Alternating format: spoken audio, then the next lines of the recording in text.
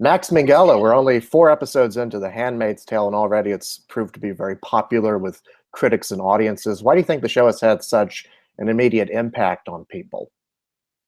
Well, I think that the original piece of literature has sustained itself and endured for a long time because it's an amazing piece of literature. And then in the recent months, it's just become an increasingly pertinent text, right? To say the least, yeah.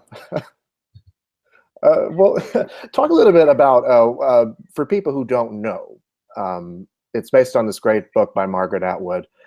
Talk a little bit about what The Handmaid's Tale is about. It takes place in a dystopian future where women have been completely sort of oppressed and their rights have been taken away, and they essentially sort of function, or Elisabeth Moss's character, the handmaid, is essentially function as concubines. And it reflects a very sort of like a patriarchy on steroids is probably the best way to describe Gilead. Right. When you guys were making this, I mean, obviously you were making it long before current events have been going on, but did you guys have any indication of sort of the relevancy that it would have to today? Well, the election happened almost, exactly halfway through our shoot. Wow. Which was, it's strange. I mean, I would say on a very just personal level, it's an odd thing to kind of work in that environment. It's very dreamlike to work in that environment, and then see that environment reflected in the real world. It really does. It does feel quite surreal. Well, tell us a little bit about the character that you play, Nick. Who is this guy? Good question. I mean, I think Nick is intentionally quite an enigmatic character. He is in the book and he is in the series. He works in the Waterford house. He's the driver of the commander, played by Joseph Fiennes. And I think at this point it's clear that he forms a relationship with Lizzie Moss's character, Offred. Well, as you mentioned, I mean, he's an enigmatic character, excuse me. Especially in those first few episodes, you're trying to figure out who is this guy. So when you're playing that, is it difficult to play that sort of mystery where people are trying to figure out who your character is? Is it difficult? I think he's an amazing character to play. I love how kind of complicated he is.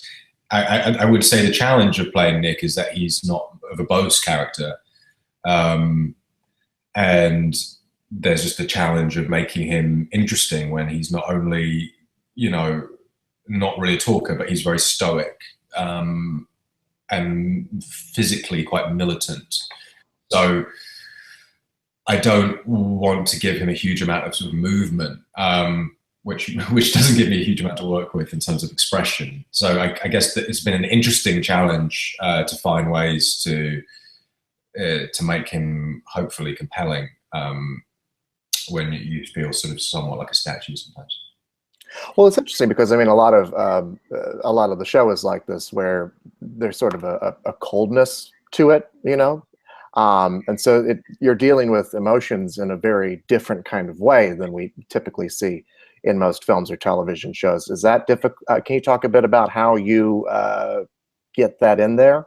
The coldness.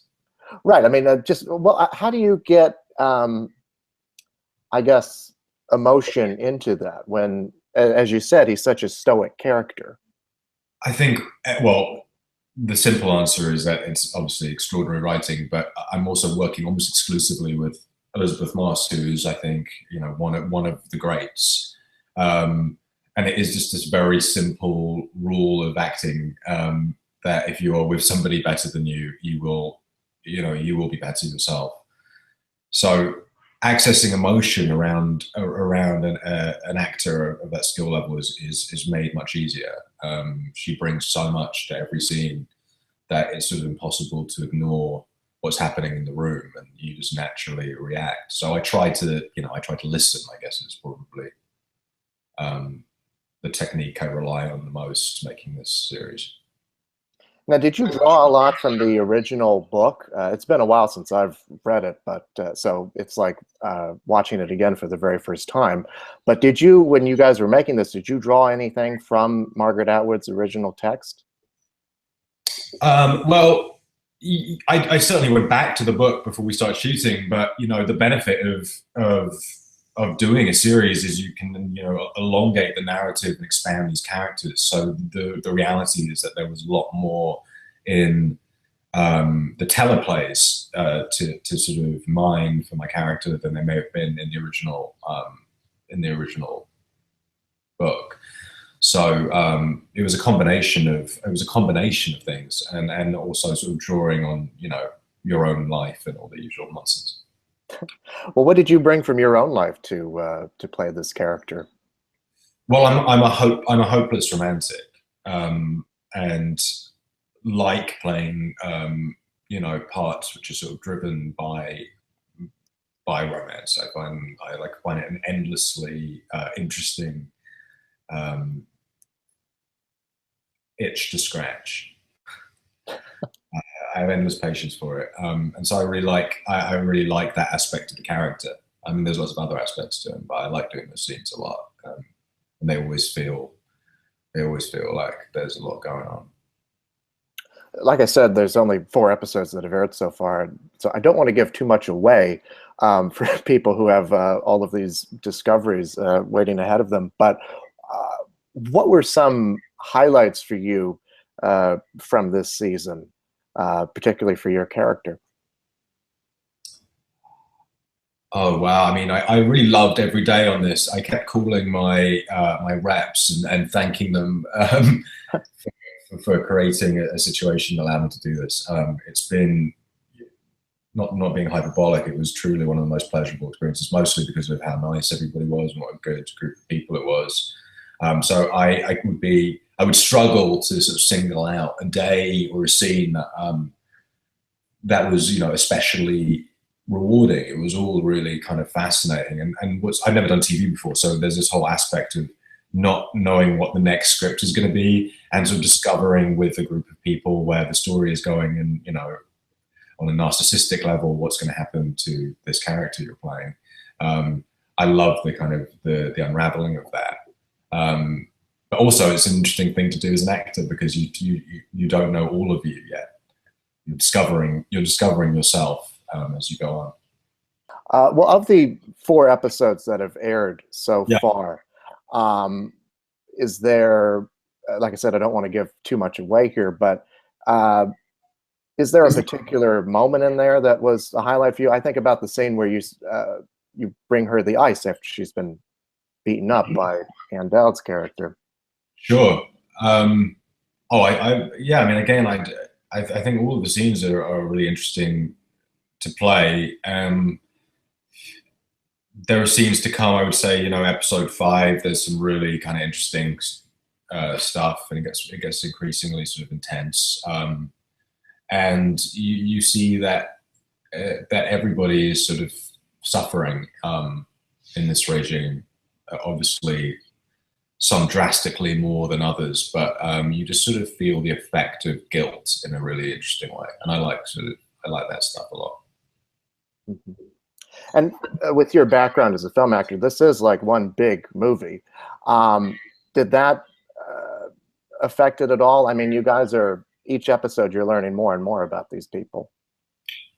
There was something which was very different about it, which is that you know, because it's very much an ensemble, and it really is Lizzie's show. You know, I would pop in and out, and the benefit of that is you're allowed to give each scene you're doing a real singular focus. You know, when you're making a movie, you're often doing, you know, 5-6 pages a day. You're kind of flying through scenes, you're jumping around a narrative. And on this show, you know, usually I come in on Tuesday and I have one scene that I'm doing, and you really get to kind of give it your all and have time before to think about it, and time afterwards to reflect. And that's I think an unusual schedule for most actors on television. I'm not unaware of how lucky that is, but I certainly try to take advantage of it, you know. So each scene became like a scene study almost, you know. You've been acting for a while. I mean, you got into it pretty early on. What are some of the things that you've learned in your career that sort of helped you out with this? I think, you know, I did started acting very young, and I very much learned on the job. I had no experience as an actor before I started acting. It was something I kind of fell into, and you know, I wish that maybe I'd gotten to explore some stuff more privately. And so I think the one thing that's happened over time, you know, you learn yourself. Everybody's different. We all have different mechanisms and attributes and neuroses. And for me, the thing that's been most helpful is really preparing so that when I'm working, I can throw everything away and not overthink stuff too much. Oops, sorry about that. It's really one of the things that's helped me the most is to try and sort of forget all of the prep when you're present in the scene. And I think, like I said before, like, listen as much as you can. So I think the one thing I've gotten slightly better at over time maybe is just not thinking too much. Well, you come from a family of artists, so did you have any choice about getting into the arts in some way, or? Well, my mother weirdly worked for the BBFC when I was a very young child. The BBFC is like the British equivalent of the MPAA. And they sort of decide, you know, is a movie going to be PG-13 or R or SC-17 or whatever. And this was long before my father worked, or my sister worked, or my uncle worked in film. So this was my first sort of introduction to movies, and she would come home every day. And, you know, this is very exciting time in the Hollywood studio system. It was of the late 80s. So, you know, Batman was coming out and Forrest Gump was coming out, and like lots of really T2, lots of cool movies. And she'd come home and she would tell me a bedtime story. It would be whatever film she'd seen that day. So she'd go, oh, I saw this movie today, Beverly Hills Cop. It's about his character, Axel Foley, and this is what happens. And so I would then try and imagine the movie that she was describing. And I think that for better or worse, from the age of probably 2 or 3 years old, married me to a medium. I've been enamored with it ever since and found it difficult to be interested in other things. So it's exciting. I think we're all excited that television itself has gotten so much more cinematic. Mm-hmm. We spoke a bit about sort of the relevancy that this show has to today. What do you hope people take away from it as they discover it and watch it? Well, I think it's always comforting. I certainly watch things to reflect on my own life and hopefully see something of my own world on screen and feel less alone in the world. I think it's one of the main reasons we watch things. So I think that right now this show is serving a very helpful purpose when we're all feeling probably a little terrified. To see a discussion of some of these themes in a fictional forum is comforting. Well, it certainly is a very compelling show, and I look forward to seeing more of it now that you guys have got a season 2. Max Minghella, thank you so much, and congratulations on the show. Thank you so much for talking. You're welcome. Have a good one.